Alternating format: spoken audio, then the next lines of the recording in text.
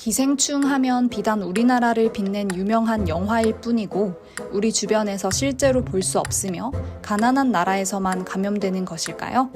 옛날도 아니고 요즘 시대에 웬 기생충이야 싶겠지만 지금도 기생충에 감염되어 실명하거나 척추마비, 전신 마취를 요하는 개복수술, 암 발병 등 생명에 위협이 되는 경우가 매우 빈번합니다.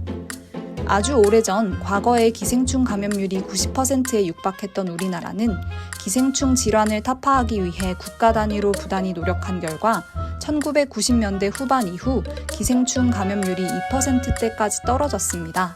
하지만 그 감염률이 요즘 들어 다시 올라가고 있다는 것을 아시나요?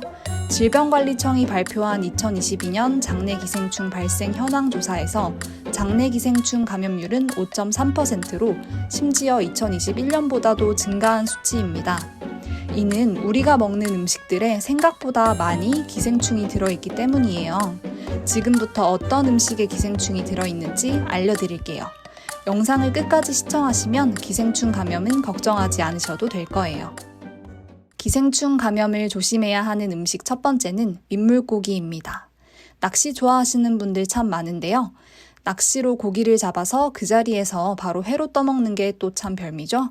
그리고 보양에 좋다 보니 잉어, 붕어 등 민물고기 많이들 드시는데 날것으로 먹으면 간흡충이라는 기생충을 같이 드시게 되는 겁니다. 간흡충은 기생충 감염증 통계 중에서도 압도적인 비율을 차지하고 있을 뿐만 아니라 세계보건기구가 지정한 1급 발암물질입니다. 간흡충은 알 상태일 때 쇠우렁이 등이 조개류에 먹히고 그 다음 단계인 유충으로 성장합니다. 이때 이 유충 단계에서 물속을 헤엄치며 돌아다니다가 민물고기에 달라붙어 속을 뚫고 들어가 다음 숙주를 기다립니다. 이 민물고기를 사람이 먹게 되면 간흡충에 감염됩니다. 간흡충은 이름에 맞게 간에 기생하는데요. 인체로 들어온 간흡충은 알을 낳고 그 알은 담즙과 함께 대변으로 배출되면서 또다시 민물로 흘러들어갑니다. 이렇게 감염 경로가 반복되는 거죠. 간흡충은 사람의 몸속에서 대개 3에서 4년 정도 살 수 있으며 길게는 20에서 30년까지도 생존하기도 한다고 해요. 간흡충에 감염되면 배가 더부룩한 느낌이 들거나 소화불량, 설사 등이 나타날 수 있습니다. 침묵의 장기라고 불리는 만큼 초기에는 그 증상이 크게 나타나지 않아서 미처 알아채지 못하는 경우도 많습니다. 피로, 식욕부진, 메스꺼움 등이 나타나면 우선 의심해봐야 합니다. 간흡충 때문에 소화기관이 막힐 경우 쓸개즙이 배출되지 못하면서 황달이 생기기도 하고 2차 세균 감염으로 열이 나고 배가 아프기도 합니다. 이런 염증은 신속히 치료하지 않으면 사망에 이를 수도 있다고 해요. 간흡충 검사는 대변 검사를 통해 확인하는 것이 가장 확실한 진단법입니다.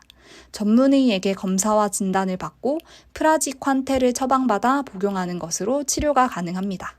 민물고기 좋아하시는 분들은 감염되면 약 먹으면 되지 하면서 계속해서 민물고기를 날것으로 드시기도 하는데요. 감염이 반복되면 감염이 만성화되어 간경화가 올 수도 있고 심각한 경우 암까지 생길 수도 있다고 합니다.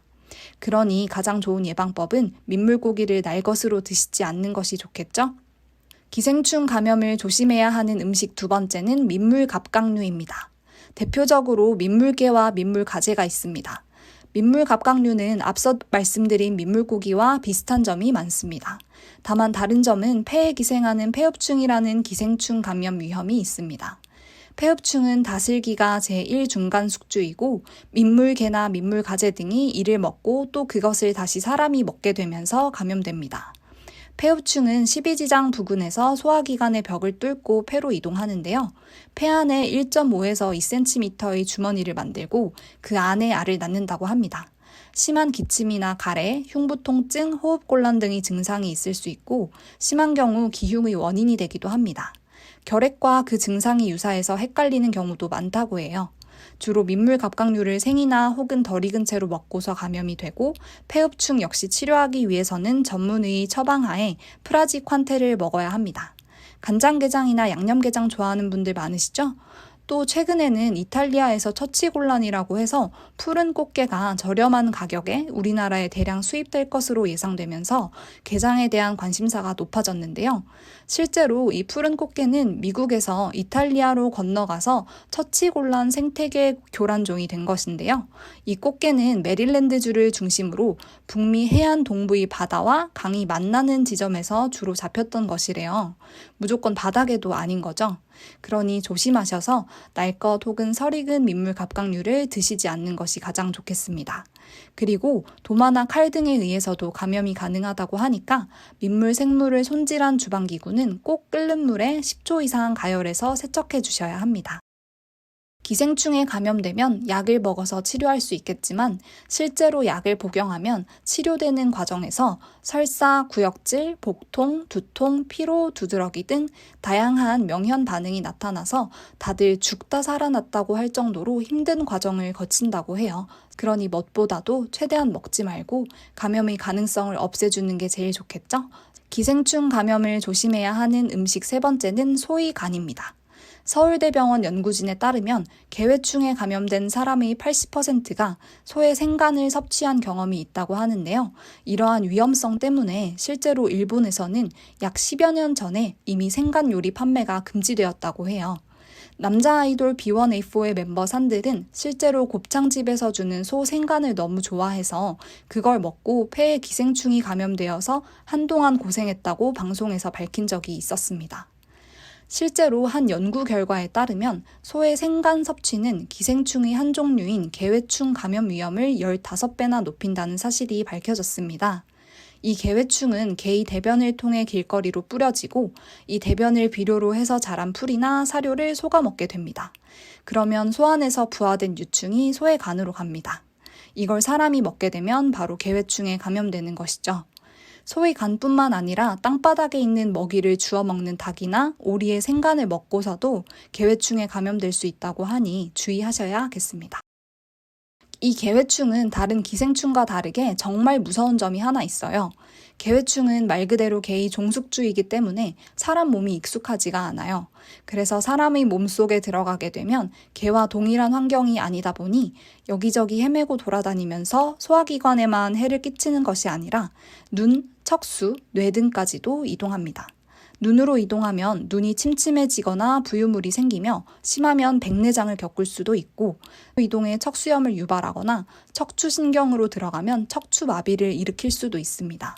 또한 개회충은 심각한 증상이나 합병증이 없는 경우라도 감염이 되어도 자각할 수가 없기 때문에 오랜 시간이 지난 뒤에 염증이 생기면 이런저런 검사를 하다가 암으로 혼동되어 항암 치료나 수술을 하기에 이르는 경우도 있다고 합니다. 너무 무섭지 않나요? 개회충에 감염되었는지 확인하기 위해서는 우선 생간을 먹은 뒤에 가벼운 몸살이나 복통 증상이 생기는 경우를 의심해 보아야 합니다. 감염된 경우 약국에서 구매할 수 있는 알벤다졸이나 플루벤다졸 등의 구충제를 먹는 것이 좋습니다. 기생충 박사인 서민 박사는 다른 기생충은 몰라도 개회충만큼은 항상 조심해야 하는 기생충으로 강조하고 있습니다. 기생충 감염을 조심해야 하는 음식 네 번째는 생채소입니다. 유기농에 대한 관심이 점점 증가하고 있고 최근 몇 년은 코로나19가 성행하면서 건강에 대한 관심이 증가하다 보니 샐러드를 끼니 대신 드시는 분들도 굉장히 많아졌는데요. 이러한 생채소들도 먹으면 기생충에 감염될 수 있습니다. 유기농으로 키우는 채소들은 화학 비료를 쓰지 않고 각종 동물들의 분변으로 비료를 만들어서 키우다 보니 이 분변에 들어있던 기생충이 채소로 옮겨가게 됩니다. 따라서 이 채소를 사람이 먹게 되면 사람 몸으로 기생충이 들어갈 확률이 커지는 거죠. 한때 중국산 김치에서 기생충이 검출되어 엄청난 파동을 일으킨 적이 있는데 이때도 김치에서 돼지 회충알이 나온 것이라고 해요. 2022년 발표된 국내 조사에 따르면 기생충이 한 종류인 간질충이 있는 사람과 간질충이 없는 사람을 비교하였더니 간질충이 있는 사람의 53%가 생채소로 만든 녹즙을 먹고 있었다고 합니다. 간질충이 없는 대조군에는 녹즙의 경우가 전혀 없었습니다. 기생충이 많은 생채소들이 여러 가지가 있는데 그 중에서도 미나리는 정말 조심하셔야 합니다.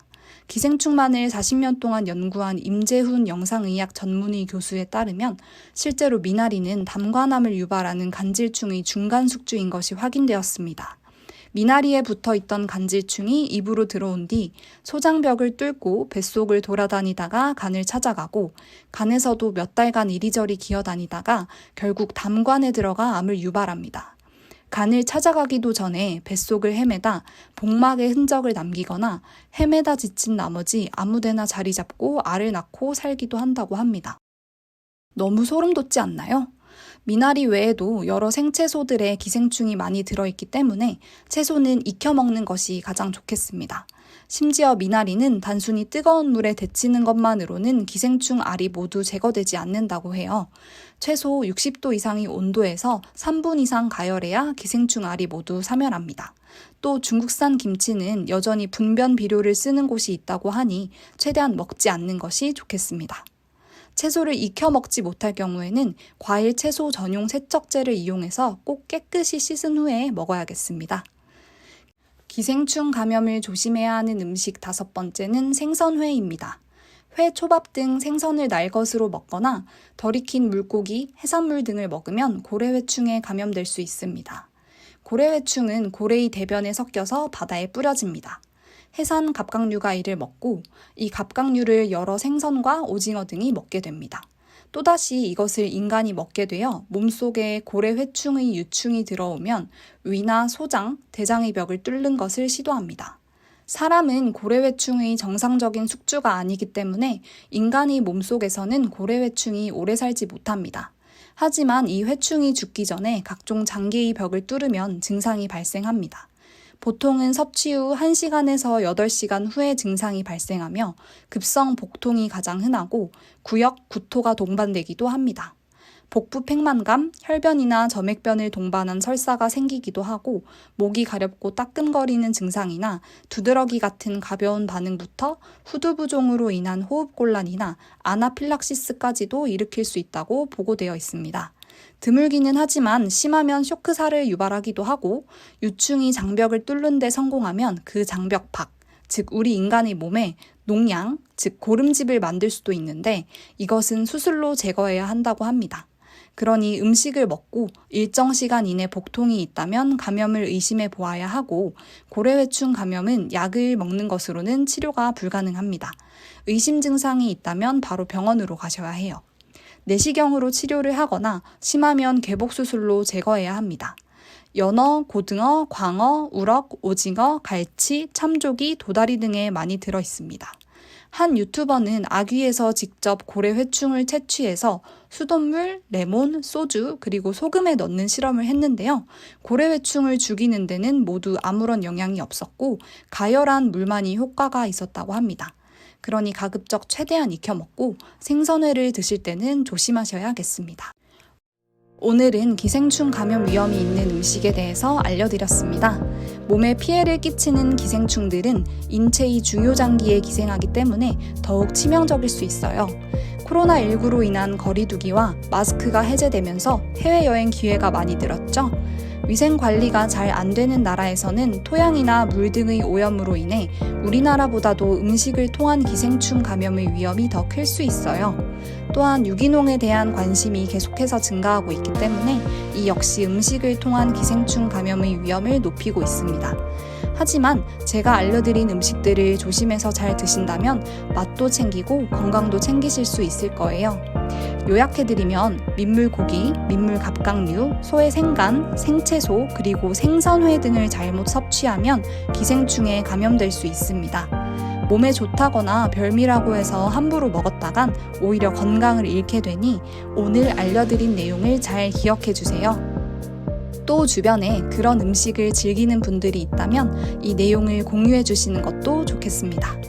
궁금하신 사항을 댓글로 남겨주시면 참고해서 더 좋은 정보로 돌아오겠습니다. 시청해 주셔서 감사합니다.